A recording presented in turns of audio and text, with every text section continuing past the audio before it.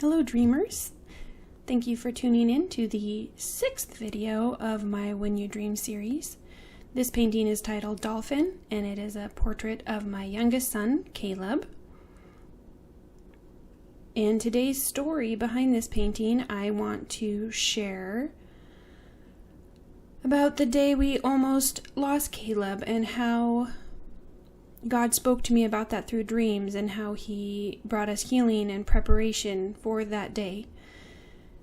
So forgive me if I have a little trouble with this video. It's a little emotional for me. It was a very traumatic and perspective-altering experience in my life at the time, and I don't want to make it all about me because it was Caleb that had the trouble, but he was so young, he has no memory of the trauma, and me and my husband, we were really the ones that went through and learned the lessons and dealt with the Lord and what He was showing us at the time.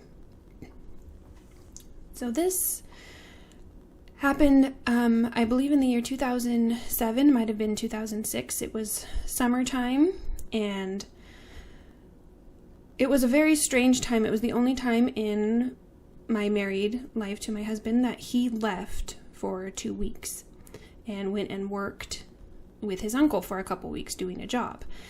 And we really needed the money at the time, and it was in a way a blessing, but both of us look back on it now, and because of the things that happened during that time, perhaps he wasn't supposed to go because it was the enemy just really came after us when we were apart.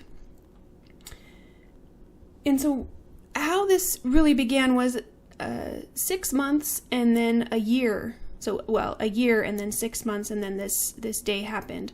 I had 2 dreams.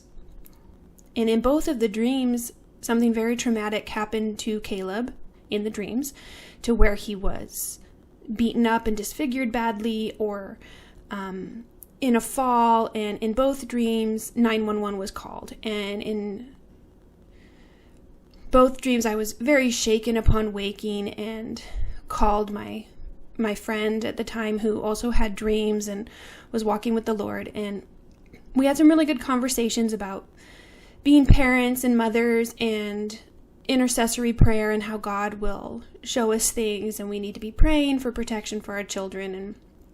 And that was really good, and it helped me at the time kind of deal with it. But there was so much more that came out later to the reality of how God can speak to us at times. And it's not that He does this with everyone all the time, or that I would even tell people to ask for this, but for whatever reason, He saw fit to warn me and prepare me. And in my previous videos, I've talked about the story of Joseph and how when the dream repeated for Pharaoh, and the understanding that when God repeats the dream, that it is surely going to come to be. And I was beginning to be aware of some things like that with dreams as I was studying them and continuing to dream and journal them. But nothing that I had dreamt had happened in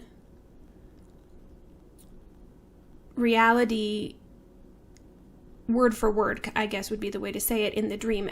Things had happened that I could symbolically say it was this or that, but this happened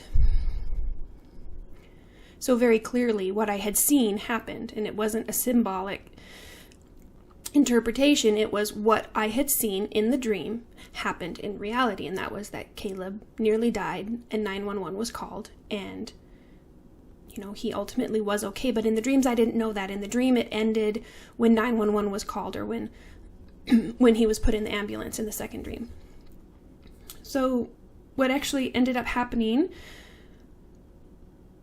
it was June or July. It was late summer, I believe it was end of July. And Dave had been gone for a week. And he was going to be, he ended up being gone for 2 weeks, but I think it was about a week into he was gone. And I had been having a really hard time with him being gone, and it wasn't just missing him, which I did, but spiritually it was very dark at that time around our house. And I didn't understand at the time, but I found out later, actually years later, that the landlord that owned the property where we were renting was at that time getting involved in some very, perverse things in his own private life. And we tend to think that our sins don't affect those around us. But when you are living on someone's property, or you have people living on your property, and you are basically, the steward of that land and the authority on that land, if you are flinging the doors wide open to the enemy and his influences, it's going to affect everyone that's on that piece of property. And I didn't know what was happening at the time with him, but what I did know was that every night the Lord was having me anoint every door and window in our house. And every night I was sitting and praying with the children and putting them to bed, and it wasn't the same as the fear that I had, but I felt like there was something outside, and that I just wanted to cover every door and window, and the Lord was telling me to do that. So I was obeying and believing that I was doing what I needed to do in obedience to him. So I was doing that. I even had a friend come over at one night with her daughter and visit with me. And throughout the course of the night, some interesting things had happened and around the house, and she kind of at one point looked at me, and they were getting ready to leave, and it was getting dark outside, and she just looked at me and she kind of shivered her shoulders, and she said, "It just feels like there's like wolves outside looking in your windows or something."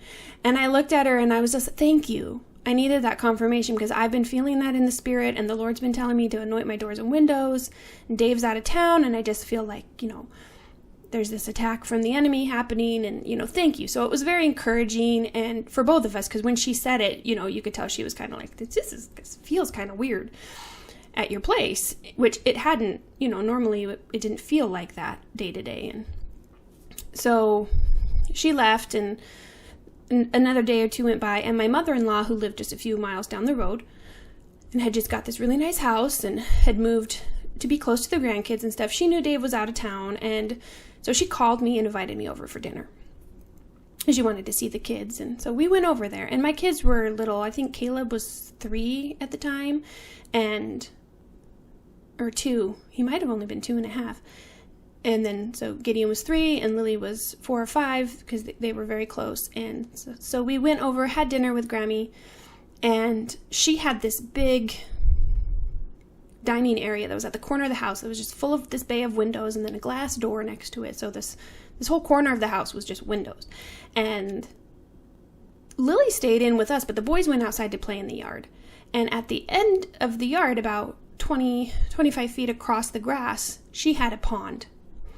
And the boys weren't really over there by the pond. They were just playing in the grass, and we were watching them. If we would have been sitting outside the door, we probably wouldn't have been as close to them, because we would have been around on the patio.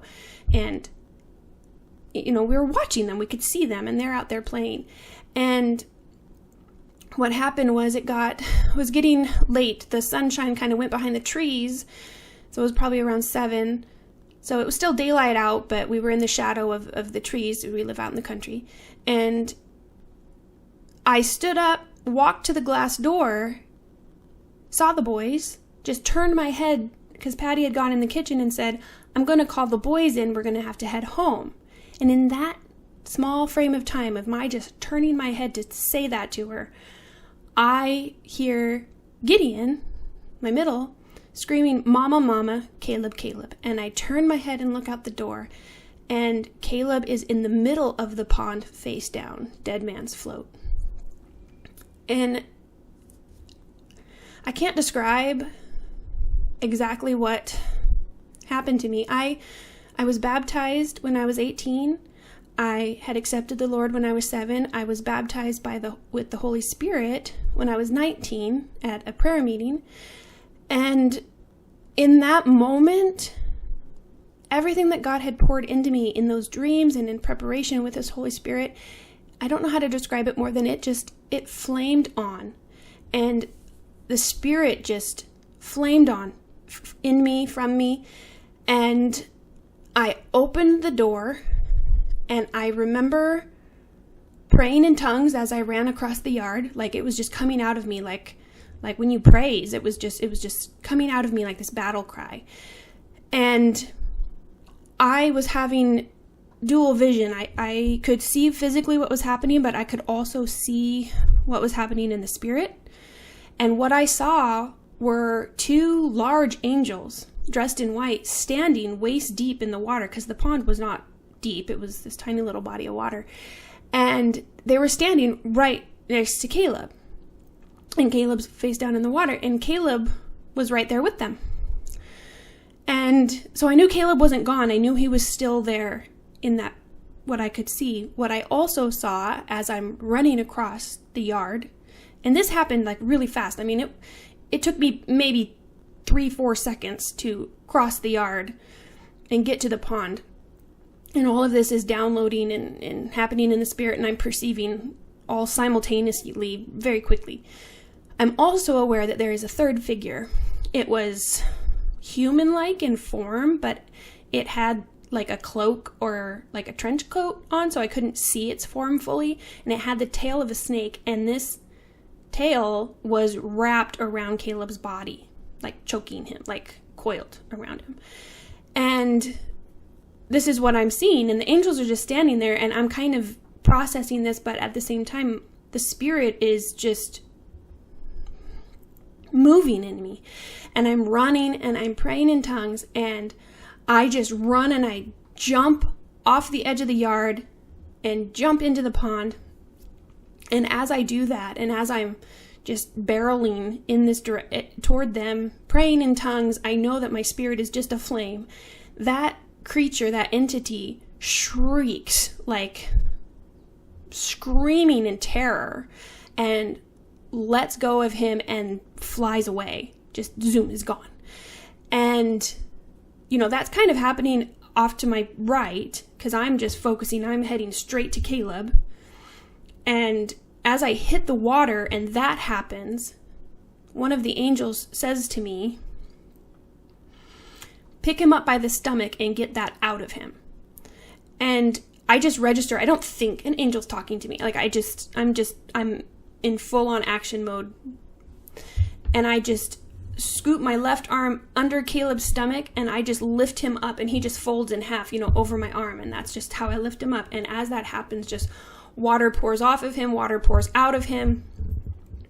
And I'm turning and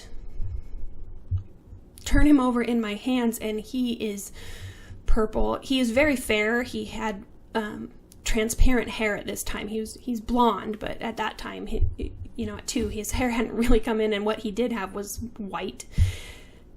It looks like he has absolutely no hair. You can see every vein. His eyes are open and dead staring and filled with pond gunk, and I mean, he just looks like a little corpse. And I turn around, and Grammy has now followed me, and my mother-in-law was a nurse, so she had medical training, and so I just put him up, and all that's going on in my mind, the whole run, the whole everything is, Father, have you taken him? Father, did you take him? Did you take him? That's all I was thinking. And I turn, and I'm only about waist deep in the pond, and I put him up on the grass at Patty's feet, on his side, and when I lay him on his side, his lungs compress, and he exhales this. And it just gave me hope. And then he starts inhaling, and I'm just like, he's not gone. He's breathing. There's breath. There's something happening.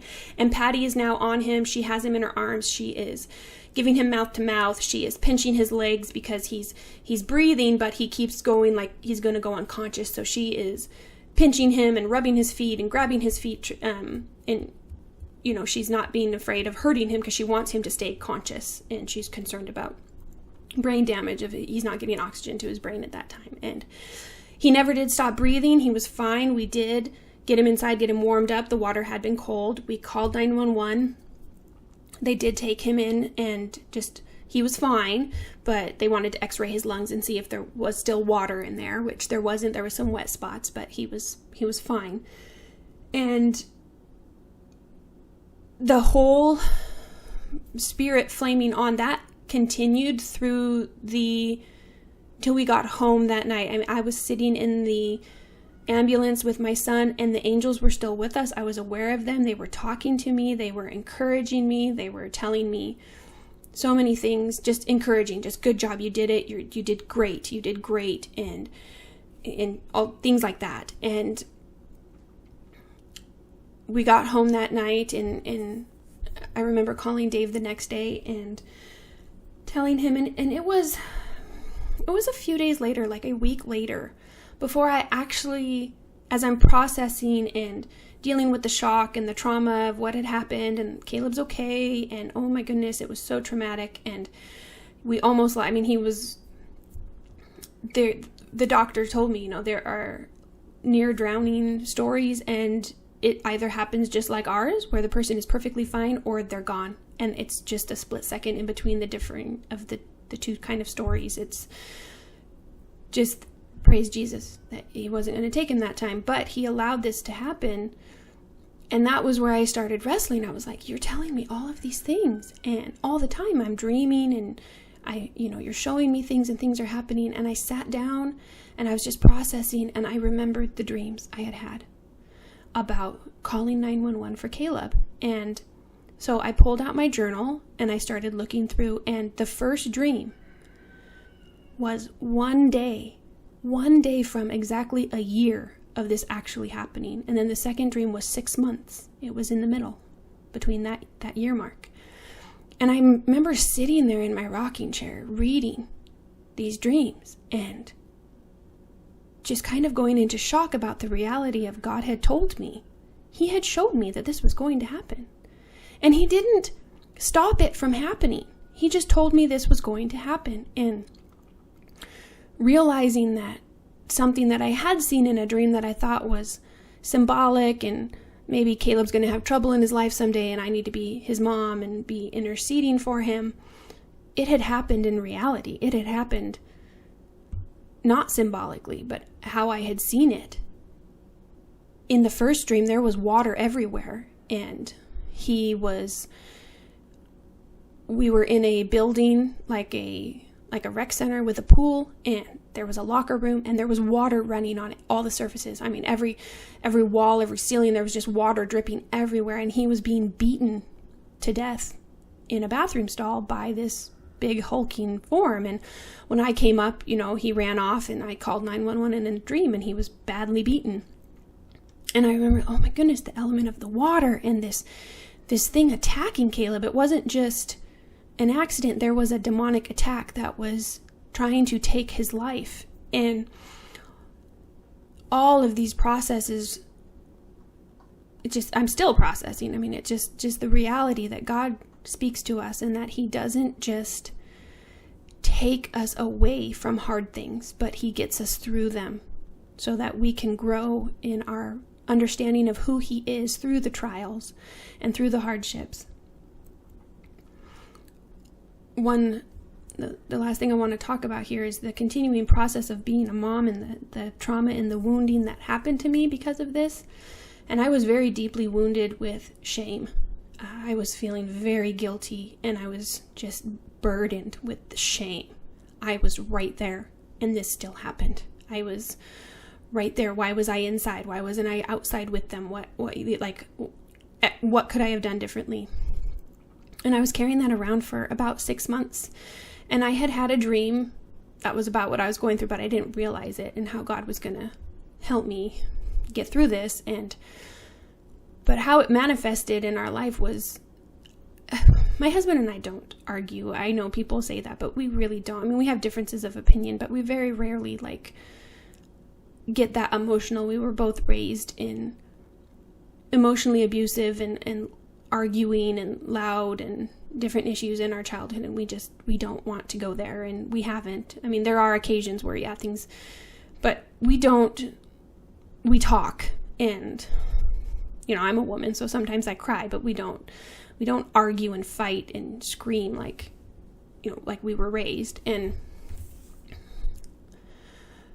he said just something strange. We were going somewhere with the kids, and we had a big Suburban, and then we had this little car, this little Geo Metro, and And it was the silliest thing, but he wanted to take the Metro. And I was like, absolutely not. We're taking the Suburban. We have these 3 little ones, and it's a safer vehicle. And it makes no sense to put us all in this little clown car that's just like a tin can. And I ended up just breaking down in tears and getting so upset. And he finally sat down and he was like, what is going on? Why are you carrying it? But we're fine. This is not a big deal.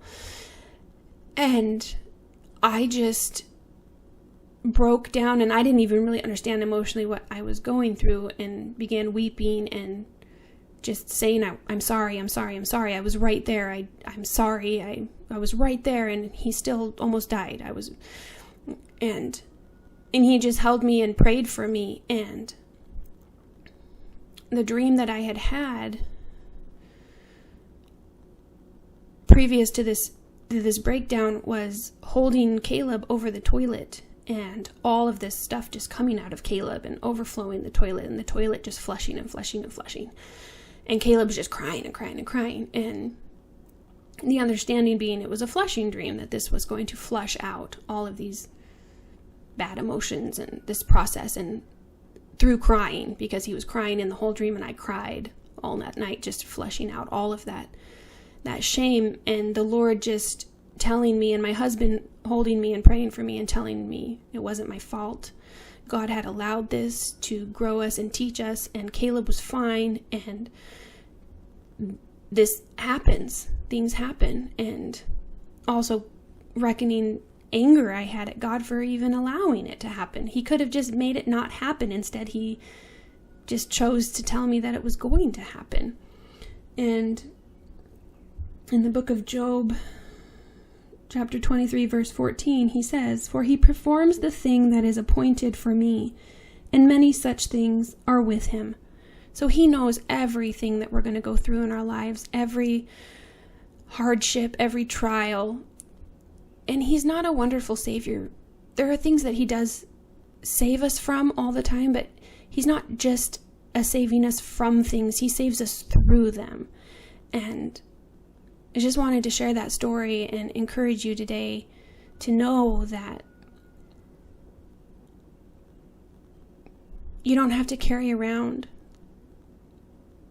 shame for the things that happen in your life. God has appointed you these days and these trials so that you can know him more and learn and grow in your faith and in your walk. And just like I mentioned before, he's training us to be warriors, for him to be strong sons and daughters. And just like the athletic coach, like I mentioned in another video, a good coach doesn't train an Olympian athlete by taking away the weight. He adds more weight. And so there may be something hard that you're going through today, but I just want to encourage you that there's a purpose and a reason and something that he wants to make you stronger. And there were quite a few lessons I learned in this. One was sometimes dreams are not symbolic. Sometimes they are very literal. And what God is telling you is very plain. And that these were not just pizza dreams. God was telling me, and the whole process through was very growing and increasing in understanding of how God works in this avenue of dreams. And it's not about predicting the future to us. It's about preparing us for the future, because we might not understand the preparation, but then when the event or season of our life is happening, we have what we need to get through it.